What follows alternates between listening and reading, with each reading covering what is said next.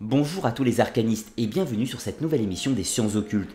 Aujourd'hui, je vais vous parler de la Kabbale. C'est une tradition philosophique religieuse ancienne provenant du Moyen-Orient et puisant ses sources dans le judaïsme. Je vais dans un premier temps vous parler de son histoire, mais également de sa philosophie et des différentes énigmes qui gravitent autour, et tenter aussi de démêler un petit peu le vrai ou faux qui véhicule à l'intérieur de cette tradition de nos jours.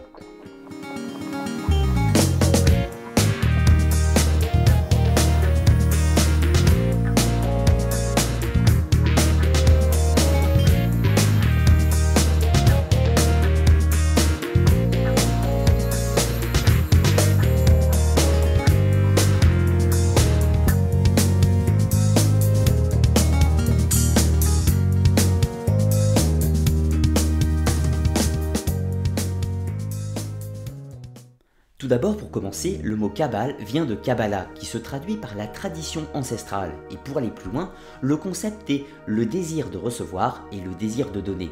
La Kabbale est donc avant tout un système de tradition ésotérique provenant du judaïsme, dans le but d'accéder à la conscience ou à la connaissance. On peut de ce fait rapprocher facilement la Kabbale juive avec la gnose chrétienne ou le soufisme musulman, qui sont des voies d'accès à la connaissance ou de recherche de Dieu à travers soi-même. Contrairement à beaucoup d'idées reçues, la Kabbale n'est pas une société secrète, mais une sagesse secrète. Plus exactement, une sagesse interne, au sens qu'elle est personnelle, qu'elle est une émanation de nous-mêmes et qu'elle ne peut pas être forcément enseignée, mais qu'elle doit être avant tout ressentie. La Kabbale est un système ésotérique de tradition dans le but de comprendre le fonctionnement de l'univers, car pour les kabbalistes, le monde terrestre, le nôtre, n'est qu'une émanation du monde spirituel et de la création. Ce système ésotérique n'a qu'un seul but foncièrement, à savoir l'élévation de l'âme à un stade d'existence supérieur. À ce stade, il est très important de faire une distinction capitale. C'est la différence entre la Kabbale avec un K, qui est une tradition et une philosophie ancienne, et les Kabbales avec un C, qui est une version occidentale, s'inspirant certes de la Kabbale, mais où nous aurons vraiment cette vision ésotérique d'hommes se regroupant dans une quête magique et éventuellement pratiquant des rituels de sorcellerie, et qui vont donner toute cette image moderne négative qu'a la Kabbale. Mais il ne faut pas confondre les deux. La Kabbale avec un K est encore une fois une tradition spirituelle, alors que les Kabbales avec un C, ce sont des sociétés secrètes dans un but qui peut être bon ou mauvais encore une fois. Le but de la Kabbale est également l'harmonie de l'homme avec le monde réellement qui existe autour de nous, qui est palpable, qui est touchable, car pour les kabbalistes, le monde terrestre n'est qu'une émanation, une représentation du monde spirituel. De ce fait, en comprenant ses codes, son fonctionnement et ses lois, c'est ce qui nous permettra d'évoluer progressivement. Le but de la Kabbale est bien sûr de comprendre les origines de l'univers, l'origine de la vie, le sens de la vie et de l'existence, quelle est la logique de ce monde, quel est son système de fonctionnement. Mais n'oublions pas de rappeler que la Kabbale est intimement liée au judaïsme et donc aux traditions des Hébreux. Pour le kabbaliste, la Kabbale sert à l'interprétation et à l'étude et au décryptage, si l'on peut dire, des textes sacrés anciens, à savoir tout d'abord la Torah, mais également par la suite le Talmud. Car pour les kabbalistes, ces textes ont été codés et il n'y a pas de lecture au premier degré. Il faut une interprétation ésotérique complexe avec ce système de tradition et surtout une initiation qui va permettre de comprendre le véritable message divin qui se cache dans les textes anciens. Mais bien évidemment, de nos jours, vous n'êtes pas obligé d'être juif pour vous intéresser à la tradition kabbalistique. Vous pouvez tout à fait être chrétien, musulman, et vous intéresser à cette tradition ancienne. Déjà par nature, il y a des points communs, à savoir les textes anciens et les prophètes. Abraham, Noé et Moïse sont des prophètes dans les trois religions dites abrahamiques. Il n'y a donc aucun problème de connexion entre les études kabbalistiques et votre foi personnelle. Bien évidemment, on ne peut pas être athée et s'intéresser à la Kabbale parce qu'il y a une notion créatrice et une notion de réincarnation et de vie après la mort. Une autre chose par contre qui différencie énormément la Kabbale de la gnose et du soufisme, c'est la codification. La Kabbale est extrêmement codifiée par des textes, notamment le Sefer HaBahir et le Zohar par la suite, nous en reparlerons, alors que le soufisme et la gnose n'ont pas forcément de codification aussi complexe, mais cela est assez logique, c'est à l'image de la religion d'origine. La Kabbale, très codifiée, tout comme le judaïsme est extrêmement codifié, alors que la chrétienté dans la gnose est beaucoup moins codifiée, tout comme la Bible, le Nouveau Testament, est moins codifiée. C'est également la même chose pour l'islam. Tentons d'en savoir un petit peu plus maintenant sur l'histoire et les origines de la Kabbale. Ce sujet est très complexe car il mélange mythologie et histoire. Il est très difficile de démêler le vrai du faux. Pour les légendes kabbalistiques, l'histoire commence avec Moïse, certains le font même remonter à Adam, et ceci est une autre histoire.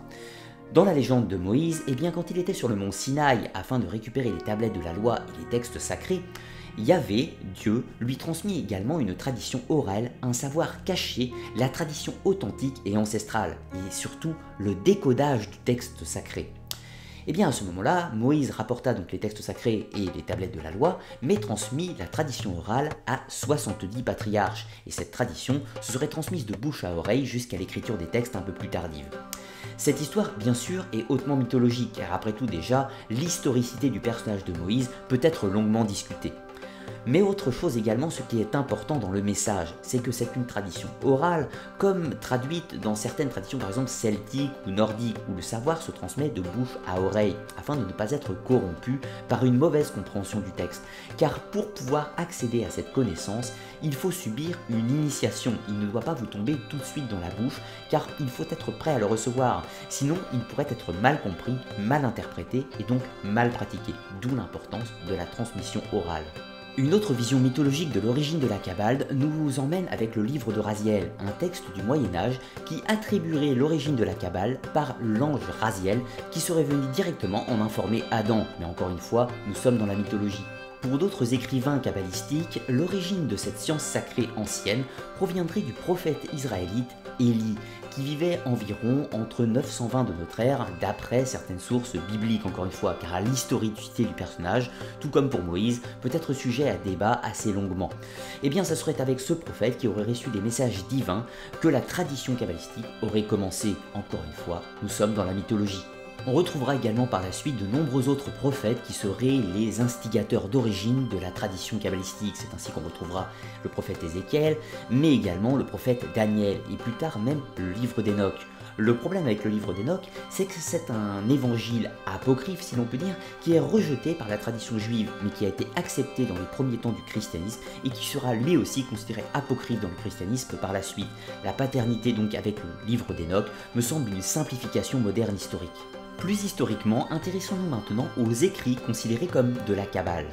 Le premier est le livre de Merkaba, ou le livre du char céleste, qui fut écrit entre le 6e et le 7e siècle de notre ère.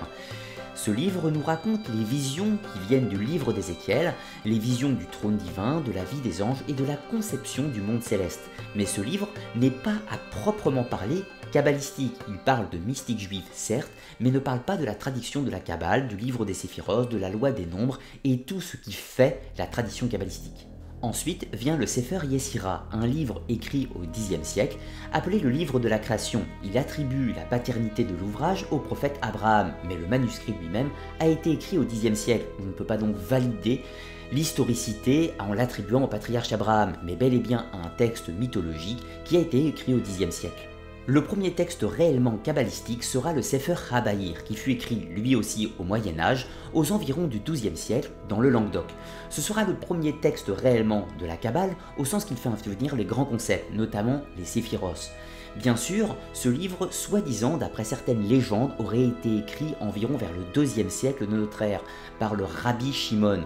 Mais ceci est encore une fois un mythe, il n'y a aucune trace historique qui montre que cet ouvrage est plus ancien que le XIIe siècle. Mais le véritable livre fondateur de la tradition de la Kabbale est le livre du Zohar, ou le livre des splendeurs. Dans la mythologie, il fut écrit par le Rabbi Shimon au début de l'ère chrétienne, mais ceci encore une fois est la légende. La réalité beaucoup plus probable est qu'il fut écrit par le Rabbi Moïse Léon, qui vivait en Espagne, en Castille pour être exact, au XIIIe siècle. Le livre du Zohar reprend l'intégralité de tous les ouvrages que je vous ai cités préalablement tout en rajoutant énormément d'informations nouvelles. Il est le livre fondateur de la tradition kabbalistique. Vous l'aurez bien compris, historiquement, nous ne pouvons pas dater la création de la tradition kabbalistique avant le XIIe siècle.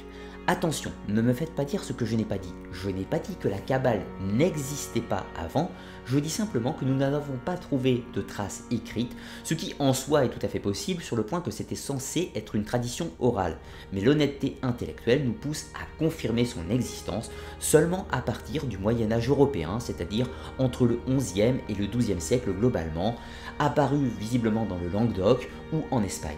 Ce qui historiquement est en réalité assez logique pour plusieurs raisons. Tout d'abord, dans le pays d'apparition de la tradition kabbalistique, c'est en France les périodes des grandes hérésies avec le mouvement cathare, mais également en Europe de l'Est avec les bogomiles et le nord de l'Italie, les patharins par exemple.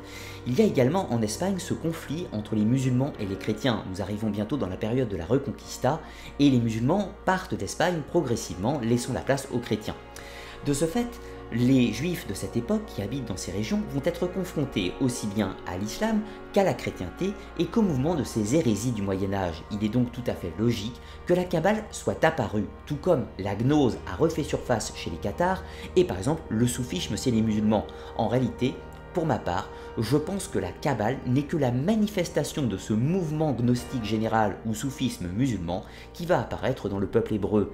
Il est tout à fait normal puisque la Kabbale a pour but d'une réinterprétation du livre sacré sur un point de vue ésotérique, exactement comme le soufisme pour l'islam et la gnose pour les chrétiens. J'irai même plus loin en disant que je pense que c'est le mariage entre la gnose chrétienne et la tradition de la Torah qui va donner naissance à la Kabbale. Bien sûr, ceci est mon interprétation absolument personnelle et vous avez tout à fait le droit de ne pas être d'accord avec moi. Mais pour ma part, je pense que la Kabbale est une tradition, encore une fois, du Moyen-Âge, peut-être s'inspirant d'une tradition, mais nous n'en avons pas trace du moins. Je pense pour ma part que la Kabbale, tout comme la gnose et le soufisme, ne sont pas les héritiers directs de ce savoir ancien, mais ils sont comme les autres, ils le cherchent. Maintenant que nous avons parlé un petit peu histoire, tentons de percer à jour quels sont les mystères de la Kabbale, ses traditions et les outils qu'ils utilisent dans leur tradition. Tout d'abord, pour les kabbalistiques, il y a 5 paliers d'évolution, ou 5 degrés, ou 5 désirs et plaisirs qu'elles sont suivant leurs termes. Le premier stade est la survie, l'état animal de l'homme, le fait d'avoir besoin de se protéger du froid, de se mettre dans une caverne, boire, manger, se reproduire, simplement survivre en se protégeant des éléments naturels et en continuant sa vie tel un animal. Ça, c'est le premier stade de l'évolution. Vient ensuite le second, la phase du matérialisme, le fait d'avoir besoin d'acheter une grosse maison, une grosse voiture, d'accumuler les objets, d'avoir de plus en plus de choses, le fait de posséder indéfiniment. Je préciserai d'ailleurs qu'accessoirement 90% de notre population actuelle est également actuellement dans cette deuxième phase d'évolution. Pour aller plus loin, le troisième palier d'évolution est le moment de l'honneur et de la reconnaissance, le fait où l'on veut étendre son pouvoir sur autrui par une notion hiérarchique, le pouvoir social, le pouvoir de domination, le fait d'avoir de l'emprise sur les autres personnes. C'est la phase typique de l'égocentrisme, le moment où l'humain veut dominer. C'est une phase actuelle très présente également dans notre monde, avec tous ces manipulateurs politiques par exemple. Ensuite vient le quatrième stade d'évolution, la phase de la connaissance, le moment où l'homme a le désir d'acquérir du savoir de plus en plus scientifique, mais dans tout domaine qui soit. Le fait de lire des livres, de regarder des documentaires, de s'instruire, de s'informer, de toujours apprendre des choses, et surtout d'accumuler indéfiniment la connaissance sur tout domaine. Puis ensuite, il y a le cinquième stade d'évolution, le cinquième palier, le cinquième désir ou plaisir, qui est la spiritualité. La spiritualité ou l'élévation de son âme. Pour prendre des termes plus exacts kabbalistiques, c'est l'éveil de son âme, l'éveil de sa conscience, la reconnexion au divin, dans le but d'avoir une vie au-delà de la vie, au-delà de la vie quotidienne. Mais plus important encore, les kabbalistes croient à l'immortalité de l'âme, à son infinité, à sa grandeur et à sa reconnexion avec la lumière. Il faut pour cela parler d'une légende kabbalistique. Au moment de la chute, c'est-à-dire au moment où Adam et Ève mangent le fruit défendu du bien et du mal, ils sont exilés du paradis, mais à cet instant, quelque chose se brise. L'homme n'avait qu'une seule chose à faire pour être parfait, simplement respecter la parole divine et ne pas manger le fruit. Or, il a failli. Il a donc montré son imperfection. Mais pour aller plus loin, il a montré l'imperfection de Dieu, car il est la création de Dieu qui est parfait. Or, l'homme a failli, il est imparfait, donc Dieu n'est pas parfait. Ce qui veut dire que nous autres devons reconstruire notre âme et pour aller plus loin, reconstruire l'âme de Dieu, car c'est nous qui avons fauté, c'est à nous de reconstruire. Pour parvenir à ces fins, dans la tradition kabbalistique, il existe de nombreux outils. Tout d'abord, l'alphabet sacré, l'alphabet hébreu et ses 22 lettres. Il y a également l'araméen. Je rappelle que la Torah est écrite en hébreu, mais le Talmud est écrit en araméen, qui est une langue primitive à l'hébreu, ou proto-hébraïque, comme on pourrait dire. Ces 22 lettres véhiculent un message. Dans la tradition kabbalistique, ces 22 lettres ont été données directement par Yahvé, par Dieu, aux gardiens de la tradition, Moïse sur le mont Sinaï ou les autres prophètes suivant les différentes interprétations de l'histoire kabbalistique. Ces 22 lettres ont une forme, et cette forme est un symbole fort qui veut dire quelque chose. Ces lettres ont également un nom, et ce nom veut dire quelque chose.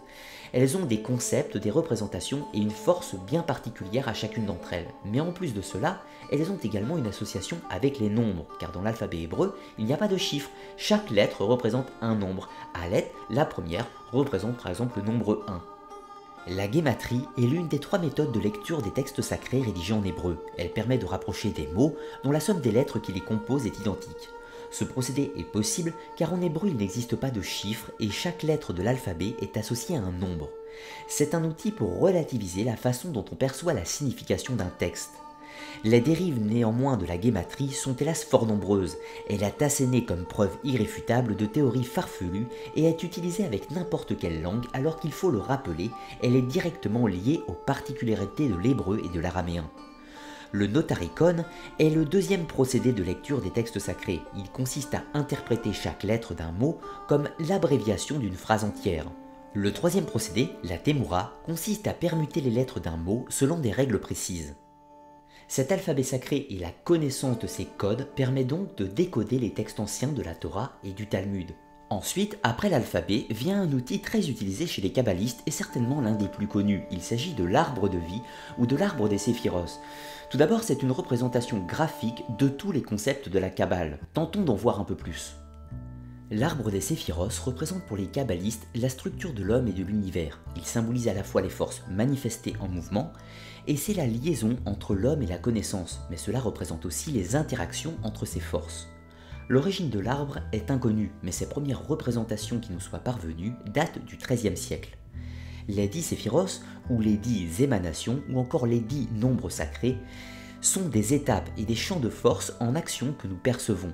Les 10 séphiros sont représentés par des cercles liés entre les autres dans un schéma divin, mais il n'y a pas de notion de supériorité entre eux. Les sentiers qui relient les séphiros représentent leurs interactions. Ils peuvent être perçus comme des combinaisons de forces, des zones de transition, des canaux ou encore des chemins. Ainsi, les séphiros font eux-mêmes partie du parcours initiatique de l'arbre. En ce sens, la Kabbale considère qu'il existe 32 sentiers, les 10 séphiros et les 22 voies qui les relient. Il est utile de représenter les sentiers par des canaux et non pas par de simples lignes droites. Cela permet d'introduire dans l'arbre la notion d'écoulement, de flux alimentant notre réalité. Les 10 séphiros sont donc des facteurs agissant dans l'homme mais également dans tous les éléments de l'univers. Ces derniers sont vus comme des concepts ou des attributs divins, des types de forces ou également des étapes dans le niveau de conscience, un processus en mouvement sur les structures vivantes, le corps humain par exemple, mais également l'histoire, les animaux ou la végétation. Les séphiros sont des voiles masquant la divinité et les principes actifs maintenant l'illusion du monde.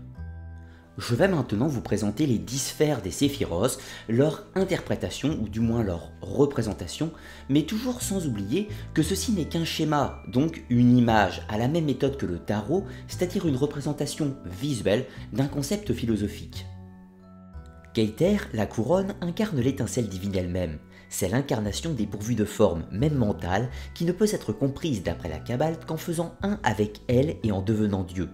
Dans les traditions et les religions, elle représente le Dieu suprême, le Créateur. Dans un système de pensée, elle peut être assimilée au postulat de départ, au concept clé qui n'a pas d'antécédent et qui permet au système de se déployer. Ensuite, Chokma, la sagesse, est le Père suprême. Elle est en mouvement, le point s'animant pour devenir ligne et acquiert la première dimension. Chokma représente l'élan premier, le flux inexorable, le concept père qui contient potentiellement tous les autres, ou le principe masculin. Elle est sagesse en ce sens qu'elle incarne l'état ultime avant la fusion totale avec Dieu ou la conscience cosmique. En troisième, Bina, la compréhension, est associée au principe féminin. Elle est la mère dans toute son ambiguïté, celle qui donne la vie, mais aussi celle qui donne la mort, car toute création du divin est envouée à la destruction. Cette restriction de Chokma et Bina marque la naissance du temps. La ligne canalisée se façonne et devient triangle. La deuxième dimension apparaît ici, et avec elle, les promesses de la fin. La quatrième, Chesed, la miséricorde, est l'intelligence cohésive et le réceptacle de tous les pouvoirs. Les formes rendues possibles par le triangle premier sont maintenues et alimentées par Chesed. Elle assure leur pérennité, leur cohésion et leur multiplicité.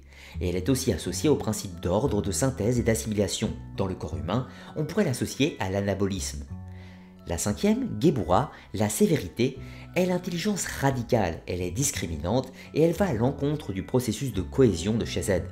Elle est force car elle disperse la guerre et elle s'oppose. Elle est le chaos car elle détruit. Elle est le courage car elle met à l'épreuve les créations de Chesed. Elle est souvent associée au principe du mal et à Satan, l'adversaire biblique, celui qui sème la discorde, mais cela ne signifie pas que Geburah soit maléfique. Ordre et chaos sont deux principes indispensables à l'équilibre du monde. La sixième, Tifereth, la beauté, est l'intelligence médiatrice ou l'union des influences. Elle est beauté, harmonie des formes et des idées. C'est un point d'équilibre mais aussi un carrefour, le lieu où la transmutation des énergies est possible. En ce sens, elle est associée au sacrifice. Le soleil qui se consume en permanence pour briller est le symbole le plus utilisé pour désigner Tifereth. La septième, Netzah, la victoire, est l'intelligence occulte, l'union de l'intellect et de la foi. Elle est associée à la beauté sous toutes ses formes. Netzah est un élan mystique de confiance et d'enthousiasme. Elle est la sphère des émotions, des sentiments et plus généralement des élans ou des tentatives de compréhension immédiate. Les errances de Netzah deviennent alors des coups de foudre ou des projections. Cette dernière est la symbolique de la victoire, car elle est un but à atteindre. Elle nourrit les tentatives de compréhension dans lesquelles on essaie de rentrer en résonance avec l'objet que l'on cherche à comprendre. La huitième, Hod, la gloire, est l'intelligence absolue associée au formalisme, à la logique et au système rationnel. Elle est gloire car elle exprime la reconnaissance du savoir maîtrisé, codifié et délivré à tous. Hod dissèque les élans de Netzah, les analyse et les oppose, les démonte et les argumente. Le flux de Netzah, canalisé par Hod, engendre alors une envie de savoir, une versatilité, mais également une inventivité extrême.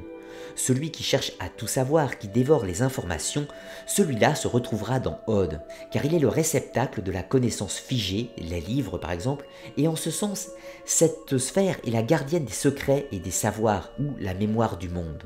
La neuvième, Yesod, le fondement, est l'intelligence purifiante. Elle conçoit le moule des formes, les sculpte et assure leur intégrité. Elle façonne le fleuve de vie issu de Netzah dans les structures complexes élaborées par Hod. Elle sélectionne les images résultant de l'union de ces deux principes pour ne garder que les esquisses pures et équilibrées. Ces images, ces plans, ces architectures deviendront matière. Ainsi, Yesod est le fondement de toute chose s'incarnant. En tant qu'union de deux principes, elle est plaisir et jouissance également. La dernière et la dixième, Malkout, le royaume, est l'intelligence resplendissante. Elle est le réceptacle de toutes les influences.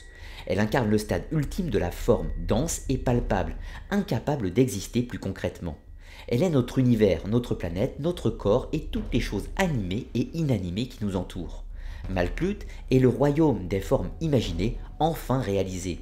C'est aussi le lieu où les liens entre les forces et les formes se dégradent et se rompent, le seuil où l'on rend l'âme, le seuil de la mort. Le défi de l'homme est sans aucun doute de pouvoir maîtriser un jour son royaume, son Malkout intérieur. Mais un autre outil kabbalistique est relativement connu de nos jours. Il s'agit des 72 noms de Dieu ou des 72 émanations divines. Ce code de ces 72 noms divins aurait été retrouvé par des décodages de la Bible. Ils auraient été dissimulés dans l'Ancien Testament afin d'être cachés aux non-initiés. Et seul celui qui aurait parcouru un certain chemin d'initiation par rapport au code de la tradition kabbalistique pourrait découvrir ces 72 noms. Aujourd'hui, tout le monde les connaît, vous pouvez les trouver dans de nombreux ouvrages aujourd'hui. Je vais vous les présenter brièvement. Les 72 anges ou les 72 émanations constituent un cadeau que Dieu fit aux hommes. Ils sont répartis en 9 catégories. Tout d'abord les séraphéens, ensuite les chérubins, les trônes, les dominations, les puissances, les vertus, les archanges et les anges. Ils sont 8 dans chacune des catégories. La Kabbale enseigne que chacun de nous possède 3 anges protecteurs, choisis en fonction de nos dates et heures de naissance. Un ange gardien, physique, aussi appelé ange récent. Il agit sur le plan de l'incarnation en nous aidant à réaliser notre mission dans cette vie. Il nous aide dans tous les aspects matériels et pratiques, santé, finances, profession, tout ce qui est matériel, et agit sur notre corps et nos destinées physiques. C'est notre ange le plus important, il régit une période de 5 jours consécutifs dans l'année. Son nom est calculé selon notre date de naissance par une période de 5 jours. Ensuite vient l'ange gardien émotionnel ou l'ange du cœur. Il nous aide à exprimer lumineusement les qualités qui sont en nous par rapport à notre signe de naissance. Il nous épaule dans notre vie relationnelle, affective, sentimentale, amoureuse, amicale. C'est le gardien de notre moralité, de notre personnalité et de nos actions. Il régit 5 jours non consécutifs dans l'année et son nom est calculé suivant notre date exacte de naissance. Un ange gardien spirituel ensuite, aussi appelé l'ange horaire.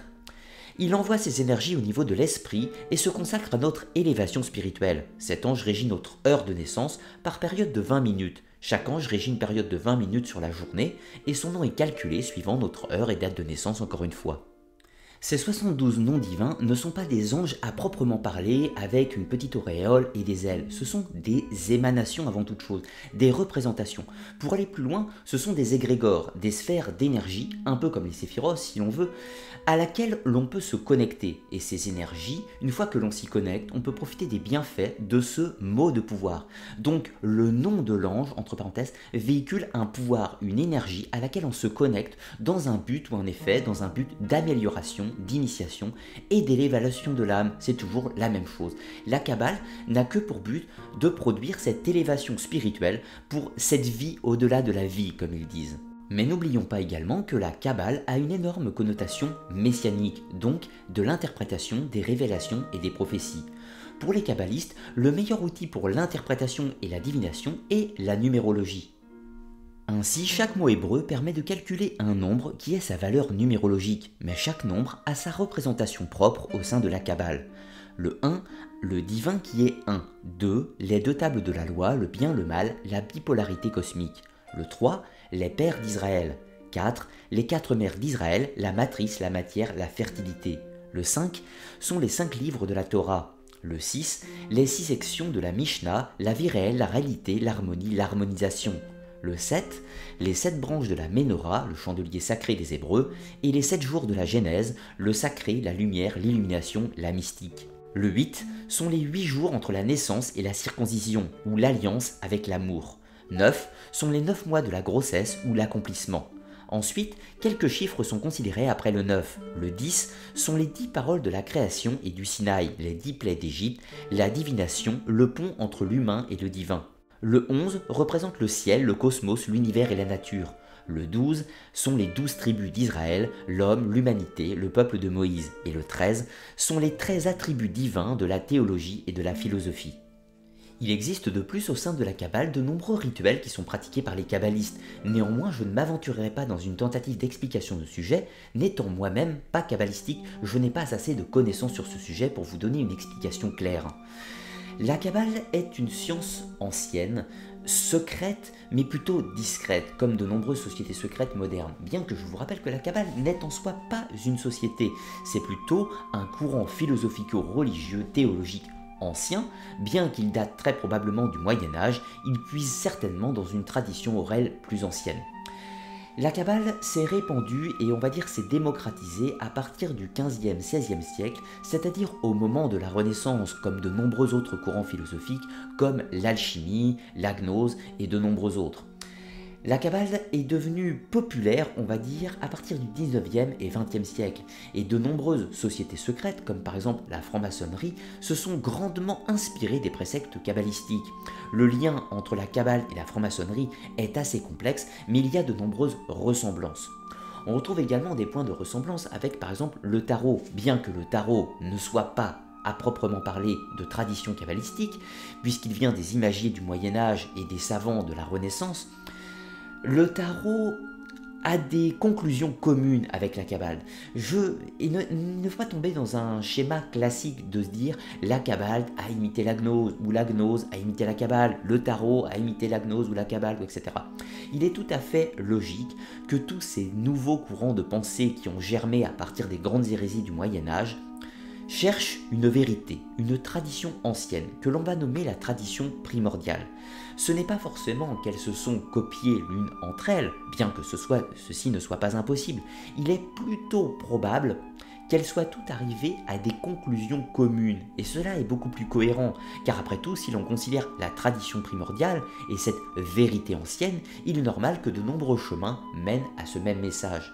Ce que l'on peut constater aujourd'hui, c'est que la Kabbale, cette tradition initiatique, est extrêmement codifiée, à l'image du judaïsme. Inversement, la gnose l'est beaucoup moins, car c'est plus une question de révélation intérieure et d'accès à la connaissance primaire, plus comme le christianisme. Mais n'oublions pas que quelle que soit la tradition qui va vous toucher et que vous souhaitez pratiquer par exemple, celle qui vous parle, il est important de se sentir bien et de ne pas oublier que le message est toujours une certaine forme d'élévation spirituelle, une sorte d'illumination intérieure que l'on va retrouver également chez les bouddhistes, dans l'hindouisme et dans nombreuses traditions à travers le monde. Dans tous les cas, j'espère que cette vidéo vous aura éclairé un petit peu, vous aura donné envie d'en savoir un petit peu plus et d'aller vers certains ouvrages que je vais vous mettre en référence. Mais dans tous les cas, je vous remercie de votre présence à avoir regardé cette vidéo. N'hésitez pas, toujours pareil, un petit pouce vers le haut, un petit commentaire et partagez la vidéo si elle vous a plu. Pour ceux qui le souhaitent, vous pouvez aller sur le Tipeee de l'émission pour encourager et soutenir mon travail, ce qui vous donnera également accès à des vidéos plus complexes, l'Academia comme je l'appelle, donc des vidéos en live qui dureront entre 2 et 2h30, où nous rentrerons plutôt dans la technique et le détail de n'importe quel de ces sujets. Dans tous les cas, je vais vous souhaiter une très bonne fin de journée et je vous dis à bientôt sur la chaîne Arcana, les mystères du monde.